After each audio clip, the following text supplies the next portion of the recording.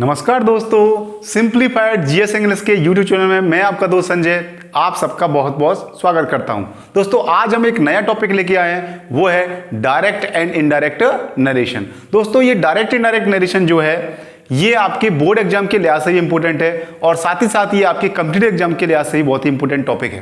दोस्तों अगर direct indirect के कंसेप्ट अच्छी तरह से क्लियर हो जाते हैं तो डेफिनेटली ये सरल टॉपिक है, लेकिन अगर इसमें कंसेप्ट क्लियर नहीं होते हैं तो ये थोड़ा सा कठिन लग सकता है। दोस्तों हम आपको विश्वास दिलाते हैं कि अगर आप इसके से रिलेटेड सारे वीडियोस देखोगे तो डेफिनेटली आपको लगेगा कि डायरेक्ट इनडायरेक्ट एक कठिन टॉपिक नहीं है बल्कि बहुत ही सरल टॉपिक है। दोस्तों आज का वीडियो शुरू करते हैं। हमारा टॉपिक है डायरेक्ट एंड इनडायरेक्ट नरेशन। दोस्तों इससे पहले कि हम डायरेक्ट इनडायरेक्ट नरेशन को समझें, हम दो तीन शब्दों को समझ लेते हैं।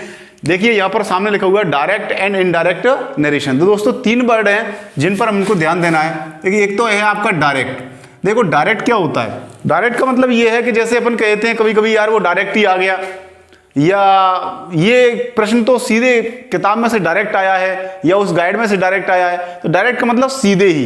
डायरेक्ट का मतलब क्या होता है? सीधे ही।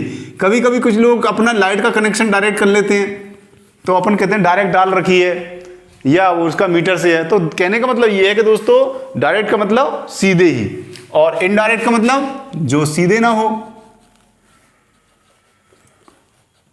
सीधे ना हो, घुमा के हो। और नरेशन, देखिए नरेशन के बारे में अपन समझे इससे पहले देखिए एक शब्द है नरेट, NARRATE। नरेट का मतलब होता है वर्णन करना। नरेट का मतलब क्या होता है? वर्णन करना। तो ये आपको एक शब्द, नया शब्द मिला है। अब इसी नरेट से शब्द बना है नरेटर। देखिए ध्यान से देखिए, NARRATOR, नरेटर। नरेटर का मतलब होता है वर्णन करने वाला, वर्णन करता। और दोस्तों इसको दूसरे शब्दों में लिख देते हैं लेखक। जैसे आपने आपकी बुक आती है इंग्लिश की, उसमें बोल देते हैं नरेटर। नरेटर शब्द बार बार आता है तो नरेटर का मतलब क्या हुआ? लेखक, लिखने वाला, कहने वाला। और एक और शब्द है आपका, देखो इसका मतलब नरेटर का मतलब कहने वाला भी हो जाता है, ठीक है ना। और एक आपका और शब्द है वो है आपका नरेशन। ध्यान दीजिए एक और शब्द क्या है? नरेशन। नरेशन का मतलब होता है कथन। नरेशन का मतलब क्या होता है? कथन। दोस्तों कभी कभी आपके टॉपिक में नरेशन की जगह स्पीच शब्द जाता है। नरेशन की जगह क्या जाता है? स्पीच। तो एक ही बात है, नरेशन कहो चाहे स्पीच कहो, बात एक ही है। तो दोस्तों ये आपको समझने हैं, एक तो डायरेक्ट, एक इनडायरेक्ट और एक नरेशन। अब डायरेक्ट को जरा थोड़ा सा ये अपनी आम बोलचाल की भाषा में हमने कह दिया सीधे ही या सीधे न हो करके, घुमा फिरा करके। उसकी जगह थोड़ा सा और स्टैंडर्ड वर्ड ले लेते हैं हिंदी का, वो है प्रत्यक्ष। डायरेक्ट का मतलब क्या हुआ? प्रत्यक्ष। और इनडायरेक्ट का मतलब क्या हुआ? अप्रत्यक्ष। और देखिए नरेशन का मतलब क्या हुआ?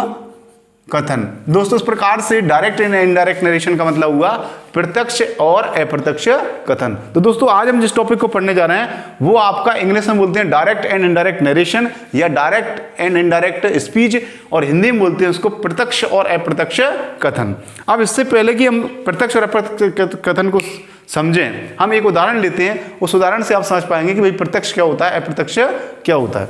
जरा बोर्ड पर हमको ध्यान देना है, और ये जो वर्ड्स आपको लिखवाए हैं ये ज़्यादा इंपॉर्टेंट तो नहीं है, आप अपनी कॉपी में नोट कर सकते हैं। एक दो सेकंड में आप स्क्रीनशॉट ले लीजिए इसका।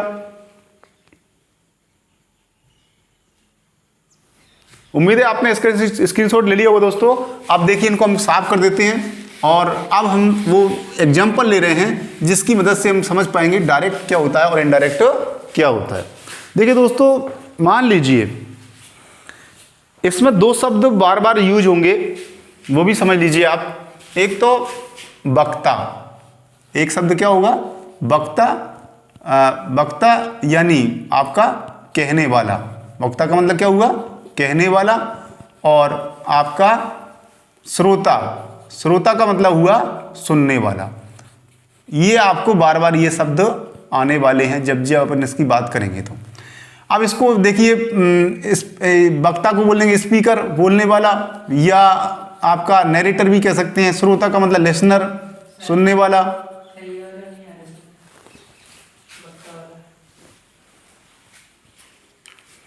तो इस तरीके से आपके जो है आपको समझ लेना है कि वक्ता का मतलब कहने वाला और श्रोता का मतलब सुनने वाला। अब देखिए यहां पर ये जो वर्ड्स हैं आपको इनको समझ लीजिए कि पहले तो एक उदाहरण लेते हैं, जैसे प्रधानमंत्री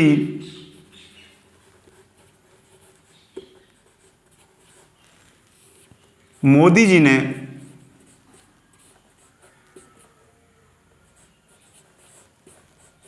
कहा, या अपन यूँ ले सकते हैं, प्रधानमंत्री मोदी जी ने, यहां से ले लेते हैं दोबारा से, प्रधानमंत्री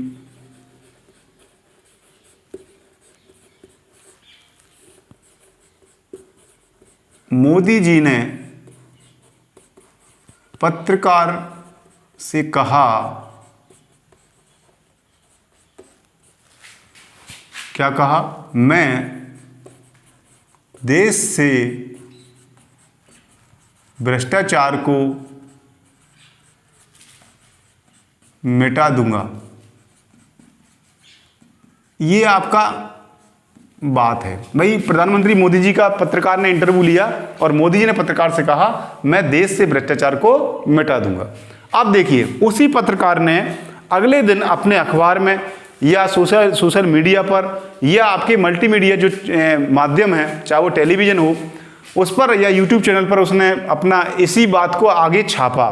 तो वो कैसे छापेगा, तो वो लिखेगा प्रधानमंत्री मोदी जी ने पत्रकार को बताया, या पत्रकार को लिखना जरूरी भी नहीं है, पत्रकार को बताया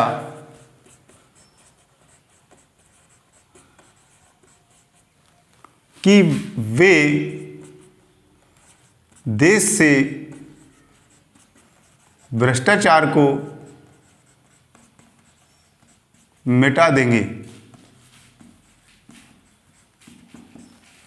अब ध्यान से देखने वाली बात है, प्रधानमंत्री मोदी जी ने किससे कहा, प्रधानमंत्री मोदी जी ने पत्रकार से कहा। क्या कहा, मैं देश से भ्रष्टाचार को मिटा दूंगा। अब ध्यान दीजिए दोस्तों, ये जो पहला वाक्य है इसमें जो लिखा हुआ है वो एक कोमा के अंदर लिखा हुआ है। ध्यान से देख पा रहे हो आप, ये कोमा बने हुए हैं, ये इस प्रकार के कोमा है, इस प्रकार के कोमा, इनको बोलते हैं इन्वर्टेड कोमा। इनको क्या बोलते हैं, इन्वर्टेड कोमा, और हिंदी में बोलते हैं इनको उद्धरण चिन्ह। हिंदी में क्या बोलते हैं, उद्धरण चिन्ह। दोस्तों जब भी किसी व्यक्ति के कथन को, जब भी किसी व्यक्ति के बात को हम लिखते हैं या बोलते हैं तो उसको इन्वर्टेड कॉमा के अंदर रखा जाता है। तो दोस्तों प्रधानमंत्री मोदी जी ने पत्रकार से कहा मैं देश से भ्रष्टाचार को मिटा दूंगा, मैं देश से भ्रष्टाचार को मिटा दूंगा। ये शब्द प्रधानमंत्री मोदी जी के हैं, ये पीएम मोदी जी के हैं, पीएम मोदी जी के हैं। ये वर्ड्स आपके किसके हैं, पीएम मोदी जी के हैं। अब आगे देखिए, प्रधानमंत्री मोदी ने पत्रकार को बताया। अब देखिए प्रधानमंत्री मोदी ने पत्रकार को बताया कि वे देश से भ्रष्टाचार को मिटा देंगे।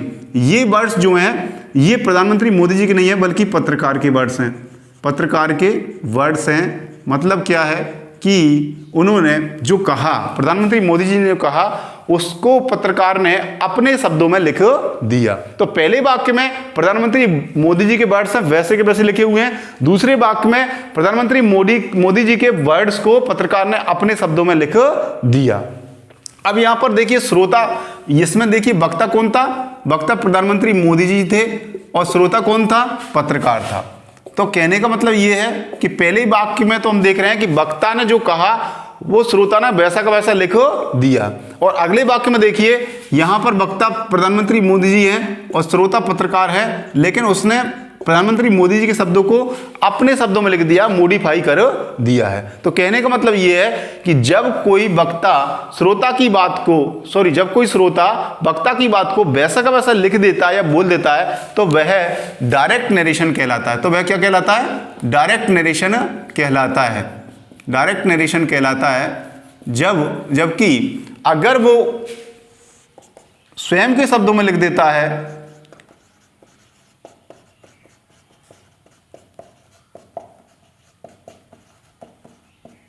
स्वयं के शब्दों में लिख देता है तो वो इनडायरेक्ट नरेशन कहलाता है।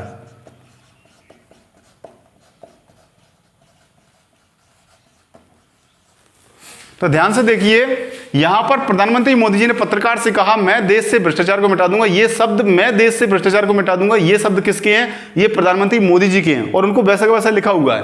जबकि अगले वाक्य में आपने देखा कि प्रधानमंत्री मोदी जी ने पत्रकार को बताया कि वो इस देश से भ्रष्टाचार को मिटा देंगे। इसमें बात तो वही है जो पहले वाक्य में कही जा रही है, लेकिन शब्द बदल गए हैं और ये शब्द बदले हैं किसने, पत्रकार ने।